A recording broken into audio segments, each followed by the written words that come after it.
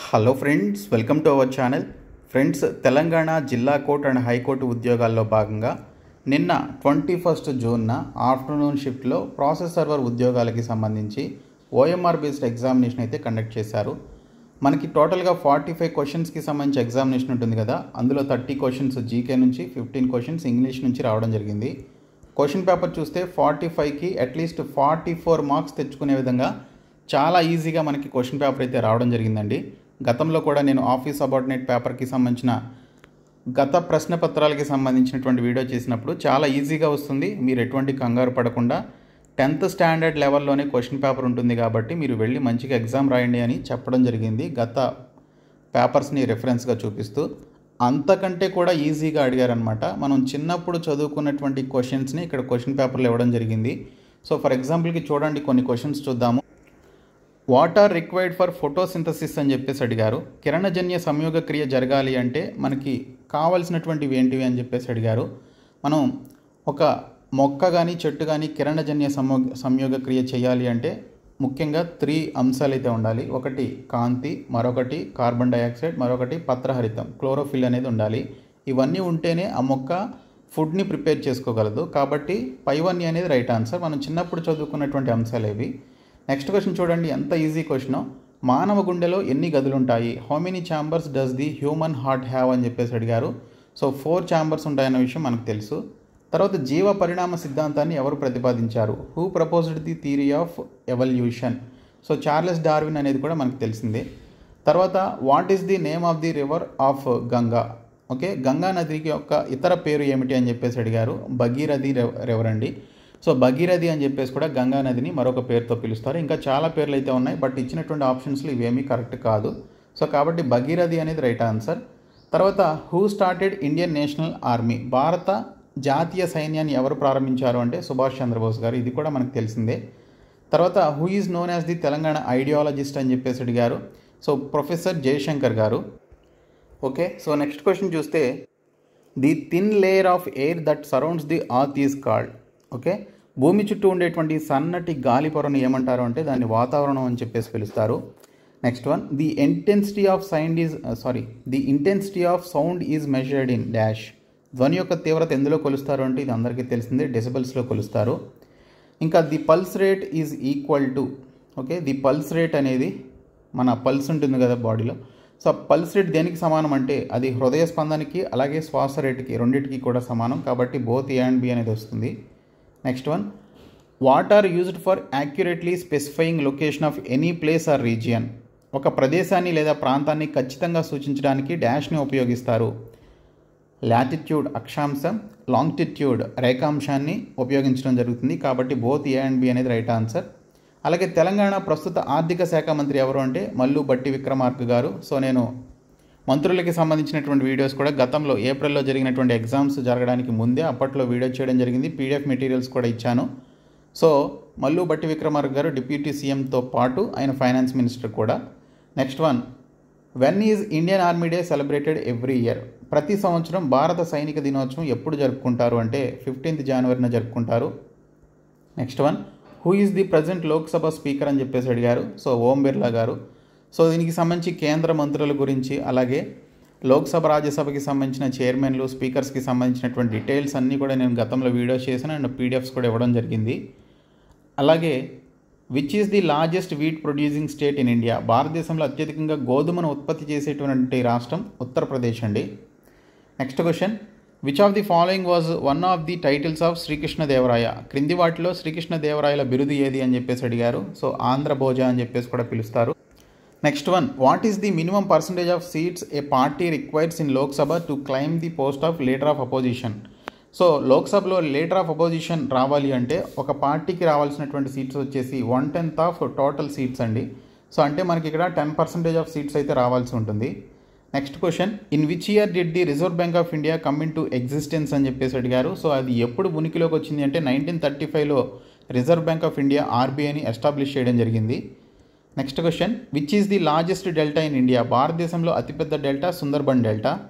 Next question, 16th finance commission chairman ఎవరు అని చెప్పేసి అడిగారు. సో డాక్టర్ అరవింద్ పనగరియా అనమాట. Next question, which one of the following countries is not part of BRICS అని చెప్పేసి అడిగారు. సో ఇక్కడ బ్రిక్స్లో భాగం కాని దేశం ఏది అని చెప్పేసి అడిగారు. యాక్చువల్గా బ్రిక్స్ అంటే ఈ 5 దేశాలే వచ్చేవి, కానీ ఈ సంవత్సరం మనకి చాలా దేశాలు సభ్యత్వం అయితే పొందాయన్నమాట బ్రిక్స్లో. సో అందులో చూసుకుంటే Iran, Ethiopia, United Arab Emirates, Indonesia, ఈ 4 దేశాలు కూడా బ్రిక్స్లో సభ్యత్వం పొందినటువంటి దేశాలు. కానీ ఇక్కడ not part of the BRICS అని చెప్పేసి అన్నాడు. బట్ ఇచ్చినటువంటి ఆప్షన్స్లో ఈ 4 దేశాలు కూడా బ్రిక్స్లో భాగమే.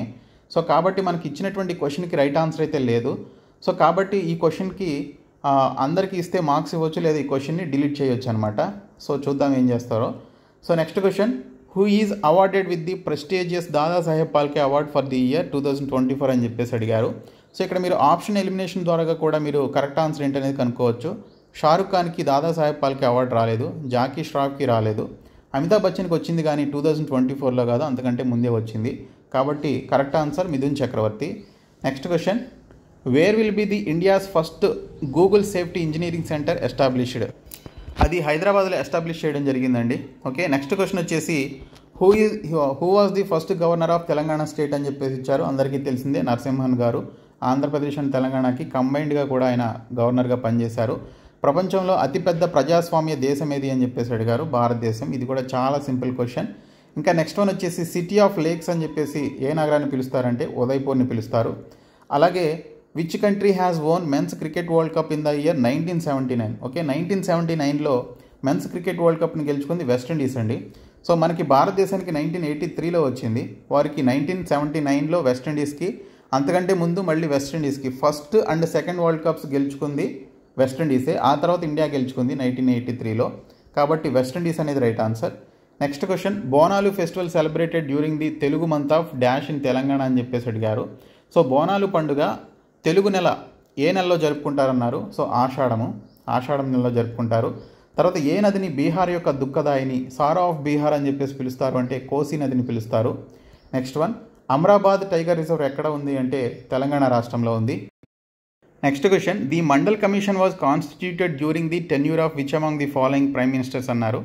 మండల్ కమిషన్ కింది ప్రధానమంత్రుల్లో ఎవరి కాలంలో ఏర్పడింది అంటే మొరార్జీ దేశాయ్ అండి. మొరార్జీ దేశాయ్ టైంలో ఏర్పడింది. సో ఫస్ట్ 30 క్వశ్చన్స్ మనకి జీకేకి సంబంధించినటువంటి క్వశ్చన్స్. సో 30లో అట్లీస్ట్ మీరు 29 మార్క్స్ అయితే తెచ్చుకోవచ్చు. ఓకే, సో ఆ విధంగా ఉన్నాయి క్వశ్చన్స్. తర్వాత ఫిల్ ఇన్ ద బ్లాంక్స్ అంటే ఇంగ్లీష్ లాంగ్వేజ్కి సంబంధించి చూద్దాము. సో ఇంగ్లీష్ లాంగ్వేజ్కి సంబంధించి చూస్తే ఫిల్ ఇన్ ద బ్లాంక్స్ అయితే అడిగారు ఒక 3-4 questions. Sharmila always prefers orange juice dash lemonade అని చెప్పేసి ఇచ్చారు. సో ఇక్కడ ప్రిఫర్స్ అనేటువంటి వర్డ్ వచ్చింది అంటే ఖచ్చితంగా మీరు టు అనేటువంటి పదాన్ని తర్వాత యూజ్ చేయాలి. So prefers should be followed by to అనమాట. ఇది ప్రిపోజిషన్కి సంబంధించిన fill in the blank. So to అనేది వస్తుంది రైట్ ఆన్సర్. తర్వాత what is the time dash your watch అని చెప్పేసి ఇచ్చారు. సో నీ వాచ్లో టైం ఎంత అని చెప్పేసి అడిగారు కాబట్టి ఇక్కడ బై అనేది వస్తుంది, ఇన్ కాదు బై వస్తుంది అనమాట. What is the time by your watch అనేది వస్తుంది.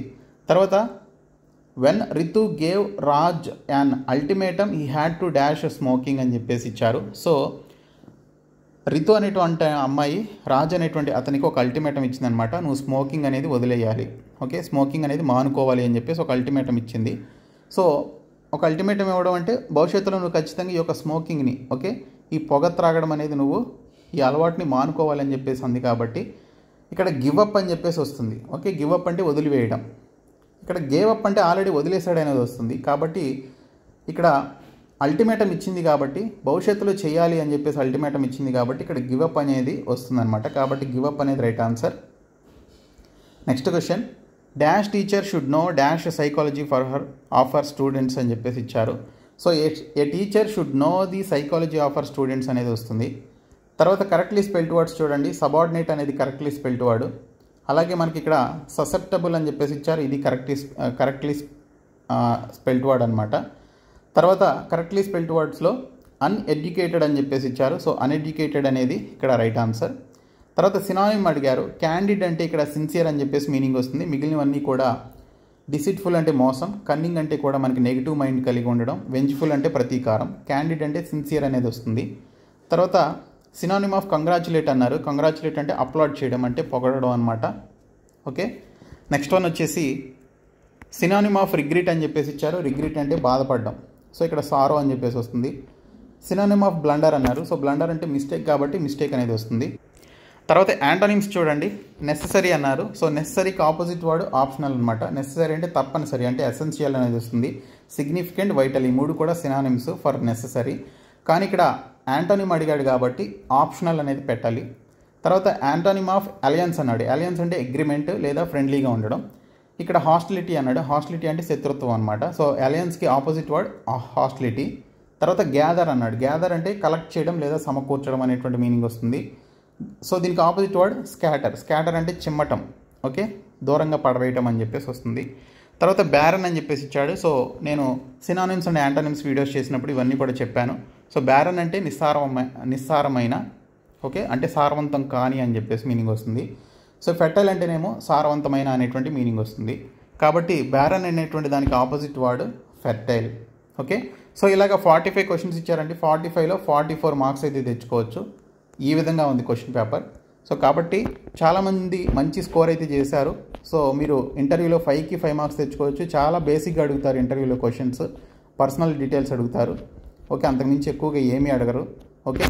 సో కాబట్టి ప్రతి ఒక్కరు కూడా ఈ వీడియోని మీ ఫ్రెండ్స్కి షేర్ చేయండి. ఈ వీడియోని మీ ఫ్రెండ్స్కి షేర్ చేసి మన ఛానల్ సబ్స్క్రైబ్ చేయండి. Thank you.